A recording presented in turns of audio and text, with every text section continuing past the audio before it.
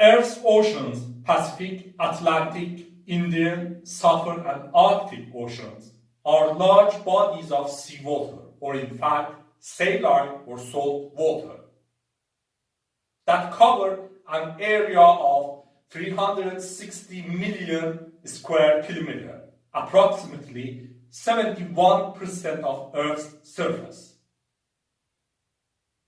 Earth's oceans, with an average depth of 3.7 kilometers, contain 97% of Earth's water, leaving only about 3% for seas, lakes, rivers, streams, groundwater, glaciers, ice caps, permanent snow and ice, water vapor, soil moisture, etc. Earth's oceans are the principal component of Earth's hydrosphere, where Earth's hydrosphere is the combined mass of gaseous, liquid and solid water found on, above or under Earth's surface. Earth's oceans have major roles in surface properties of the planet Earth, such as regulation of surface temperature and therefore climate and weather patterns, by acting as gigantic heat reservoirs. Earth's oceans have great interactions with Earth's atmosphere and lithosphere, such as exchange and cycles of elements and compounds, where Earth's atmosphere and lithosphere are simply gaseous and solid parts of Earth's surface respectively. Earth's oceans have been of crucial importance for creation and sustainment of life on the planet Earth, where life within oceans flourished roughly 3 billion years before life on land.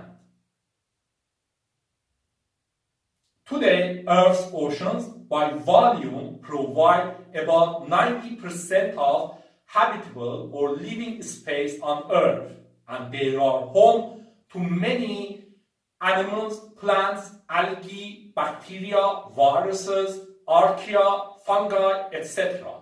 In overall, an estimated 2 million marine species. While water is the dominant constituent of Earth's oceans, many other things can be found in them. Marine life and marine species are an important part of Earth's oceans, which can range in size greatly from macroscale or even nanoscale species, such as some planktons or viruses as small as 20 nanometers, to macroscopic species such as blue whale as large as 30 meters and 200 tons. There are also various solid, liquid and gaseous particles or objects in Earth's oceans, such as particles of rocks, minerals, waste of living organisms, plastics, human spilled oil, etc., which might be of organic composition or non-organic composition, and which might have a natural origin or might be a result of human activities. Among whatever that can be found in Earth's oceans, dissolved entities are of great importance, especially for chemistry of oceans. In fact, seawater is an aqueous solution with many dissolved species or solids, which have great effects on its characteristics.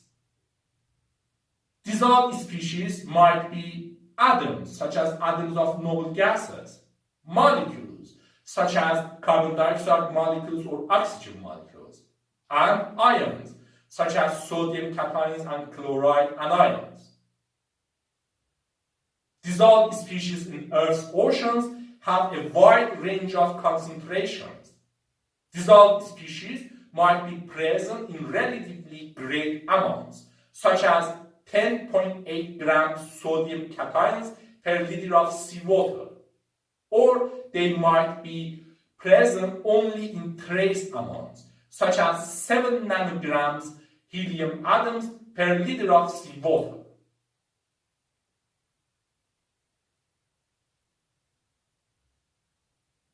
Among different dissolved species, amounts of ions or salts dissolved in seawater are very important and significant.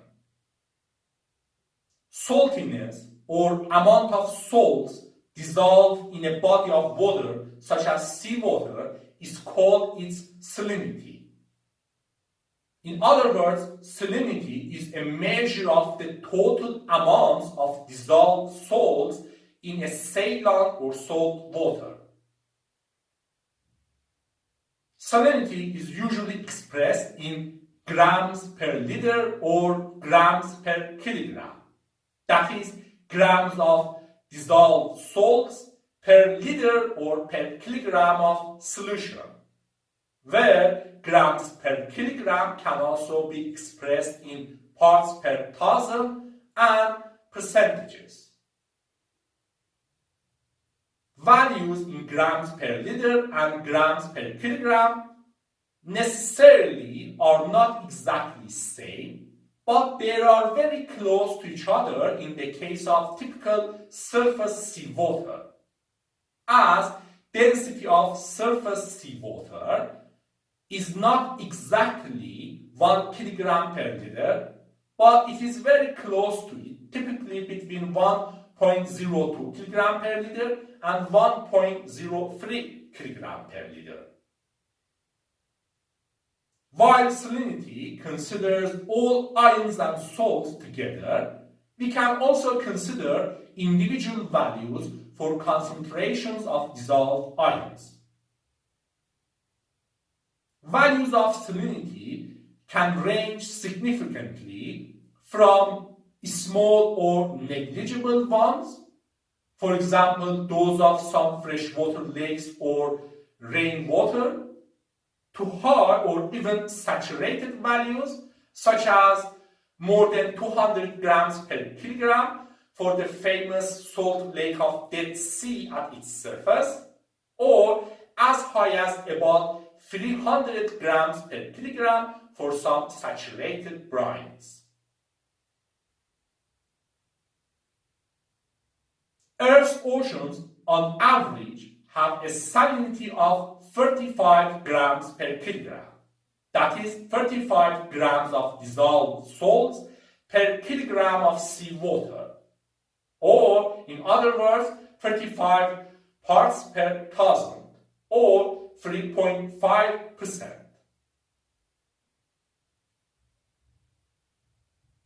Dissolved ions are predominantly chloride anions and sodium cations, or in fact, the principal salt in Earth's oceans is sodium chloride.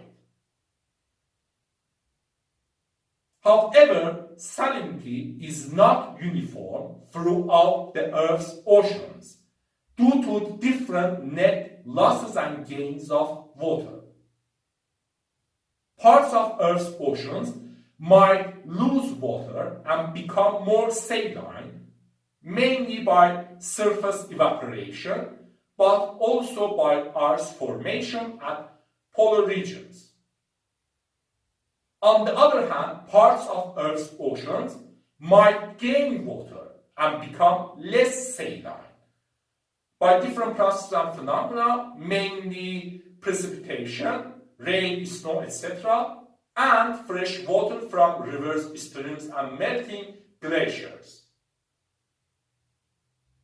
In regions with net water loss, salinity is higher than average salinity, while in regions with net water gain, salinity is lower than average salinity. For example, in tropical regions with more evaporation than precipitation, salinity is usually higher than average salinity, from 35 grams per kilogram to 37 grams per kilogram.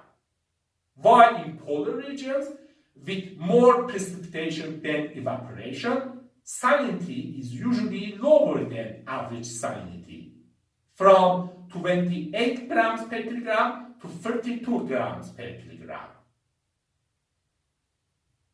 As another example, the Mediterranean Sea, with more surface evaporation than combined precipitation and river runoff, has a higher than average salinity of 38 grams per kilogram. In addition, salinity can also change within depths in the same place due to different reasons, such as surface evaporation and oceanic currents, besides possible poor mixing within depths. Here, it is also good to consider that different processes and phenomena, such as oceanic currents and diffusion, net movement from higher concentrations to lower ones, counteract non-uniformity in salinity. Yet, differences between salinities of different locations and depths in Earth's oceans can exist. While salinity considers all ions and salts together, we can also consider individual concentrations of dissolved ions. The most abundant ions in Earth's oceans are Cl- or chloride anions and Na+ or sodium cations, with mass concentrations of 19.4 grams per liter for Cl- and 10.8 grams per liter for Na+, in typical surface seawater or in seawater with the average salinity. Therefore, chloride anions and sodium cations by mass respectively contribute about 55% and 30.6% to salinity of Earth's oceans. So by mass, about 86% of salinity in Earth's oceans is because of the two ions, chloride and sodium ions. After chloride and sodium ions, we have sulfate or SO42- anions with a mass concentration of 2.7 grams per liter, by mass about 7.7% of salinity. Then magnesium or Mg2+ cations with a mass concentration of 1.3 grams per liter, by mass about 3.7% of salinity. Then calcium or Ca2+ cations with a mass concentration of 0.41 grams per liter, by mass about 1.2% of salinity. And then potassium or K+ cations with a mass concentration of 0.4 grams per liter, by mass about 1.1% of salinity. Therefore, by mass, about 99.3% of salinity in Earth's oceans is because of the 6 ions, chloride, sodium, sulfate, magnesium, calcium, and potassium ions. For the remaining 0.7% of salinity, by mass, bicarbonate, HCO3- and bromide, Br- are the major contributors.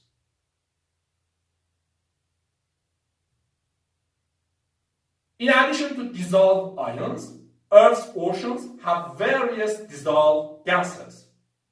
Gases that are present in Earth's atmosphere are also present in Earth's oceans, and vice versa, due to gas exchange at the surface of oceans. Different atmospheric gases have different capabilities for dissolution in Earth's oceans. For example, in water or in general aqueous solutions, carbon dioxide gas is more soluble than nitrogen, oxygen, and argon gases. In addition, for each atmospheric gas, amount of dissolved gas depends on some factors, mainly its partial pressure in atmosphere, temperature and salinity of seawater, where amount of dissolved gas increases by increase of the partial pressure of the gas in atmosphere and decreases by increase of temperature. The highest amounts for dissolved atmospheric gases are respectively for carbon dioxide, nitrogen and oxygen gases, where values at equilibrium at 24 degrees Celsius are 14 milliliter carbon dioxide gas per liter of seawater, including bicarbonate and carbonate anions, reaction products of carbon dioxide gas with water. Then 9 milliliter nitrogen gas per liter seawater, and then 5 milliliter oxygen gas per liter of seawater.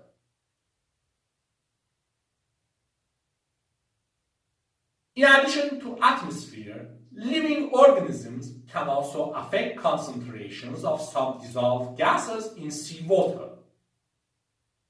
Photosynthesis by planktons, algae, plants, etc. in Earth's oceans consumes carbon dioxide gas and produces oxygen gas, where this results in an estimated 50%, 80% of the oxygen production on Earth. On the other hand, aquatic respiration by marine life or decomposition of organic matter consumes oxygen gas and produces carbon dioxide gas. In addition to oxygen and carbon dioxide gases, marine species might produce or consume other gases, such as hydrogen sulfide gas, H2S. Here it is good to consider that different marine life activities at different locations and depths can give rise to differences in amounts or concentrations of dissolved gases in Earth's oceans. Or in other words, like salinity, different parts of oceans might be non-uniform with respect to amounts of present dissolved gases. In addition to life, other activities such as volcanic activities can also affect and create non-uniformities in amounts of dissolved gases in Earth's oceans.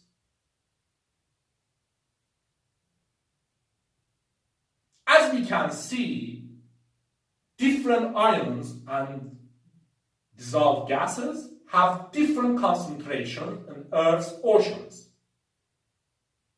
The concentration of any species in Earth's oceans depends on history of its rates of addition to and removal from Earth's oceans. Dissolved species in Earth's oceans might come from rivers, atmosphere, hydrothermal vents of volcanic activities, life activities, especially human activities in recent decades. Dissolved species in Earth's oceans might be removed from oceans by precipitation into beds of oceans, gas exchange with atmosphere, and life activities. Different chemical species have different addition and removal rates due to differences in their natural abundance, chemistry and chemical reactions, etc. High input rates beside low removal rates will result in accumulation and therefore high concentrations, while low input rates beside high removal rates will result in low concentrations. For example, sodium cations are very abundant in Earth's oceans as they have had high input rates due to their high abundance in nature, beside low removal rates due to their high solubility and low reactivity with other species. As another example, aluminium is also abundant in Earth's surface, but its compounds with elements such as abundant oxygen are generally insoluble in water. So, aluminium cations haven't had high input rates. For instance, since they couldn't have been dissolved by rivers to be carried into oceans, while aluminium cations have had high removal rates, as they have easily been removed from oceans by precipitation in the form of insoluble salts, where low input rates and high removal rates for aluminium cations have resulted in low concentrations for them in Earth's oceans. In addition, here we should consider that in recent decades, huge various human activities by different pathways such as direct discharge, atmospheric pollution, land runoff, pollution by ships, deep sea mining, etc., have resulted in entrance of many chemical species to Earth's oceans, where many of them, unfortunately, have caused harmful effects in Earth's oceans, such as ocean acidification and plastic pollution, which have threatened marine life and which needs urgent attention. Anyway, here we can see there are many amazing facts about our beautiful Earth's oceans. This is interesting, isn't it?